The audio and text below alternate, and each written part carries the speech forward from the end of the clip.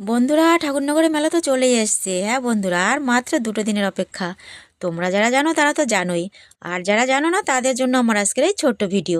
হ্যাঁ বন্ধুরা, দীর্ঘ একটা বছরের অপেক্ষা। তো তোমরা ঠাকুরবাড়িতে কি করে পৌঁছাবে তাই নিয়ে আজকে আমি তোমাদের সাথে একটুখানি কথা বলবো। তোমরা যদি ট্রেনে করে আসো, শিয়ালদা বনগাঁ লোকালে এসে ঠাকুরনগর স্টেশনে এসে নামবে। 1 নম্বর প্ল্যাটফর্মে এসে বাইরে বেরোনোর অনেক রাস্তাই আছে। আমি টিকিট কাউন্টারের ভেতর থেকে নিচে নেমে আসলাম। সামনেই রয়েছে টোটো স্ট্যান্ড। যেহেতু এখন রাস্তা ফাঁকাই থাকবে, তাই আজকে আমি টোটোতে করেই যাব।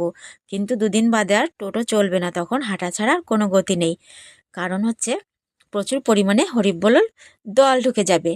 তো বন্ধুরা, তোমরা এখনও কে কে ঠাকুরনগরে এই ঠাকুরবাড়ির মেলায় আসোনি, আর কে কে এসেছো কমেন্টে কিন্তু জানাতে ভুলো না। সন্ধে হয়ে গেছে, দেখো টিকিট কাউন্টারটা কি সুন্দর দেখতে লাগছে, তাই না? তো বন্ধুরা, আমি ডিউটির থেকে সোজা আজকে ঠাকুরবাড়ি চলে যাব। তোমরাও আমার সাথে চলো, একটুখানি ঘুরে আসবে, আশা করি ভালো লাগবে। তো চলো টোটোতে উঠে পড়ি। চলে আসলাম ঠাকুরবাড়ি। শ্রী শ্রী প্রমথরঞ্জন ঠাকুরের স্মৃতি মন্দির, ওনার নামেই আমাদের ঠাকুরনগরের নামকরণ হয়েছে। প্রচুর পরিমাণে বাইক, কারণ লোকে যে লোকারণ্য।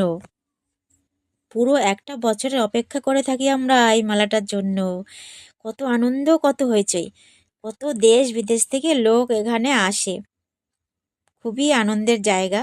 তোমরা একবার এসে ঘুরে যাও, আশা করি ভালো লাগবে। এখনও দোকানপাট পুরোপুরি বসেনি, সবে সবে তৈরি করছে। আর আমার তো খুবই ভালো লাগছে, তোমাদের কেমন লাগছে জানি না।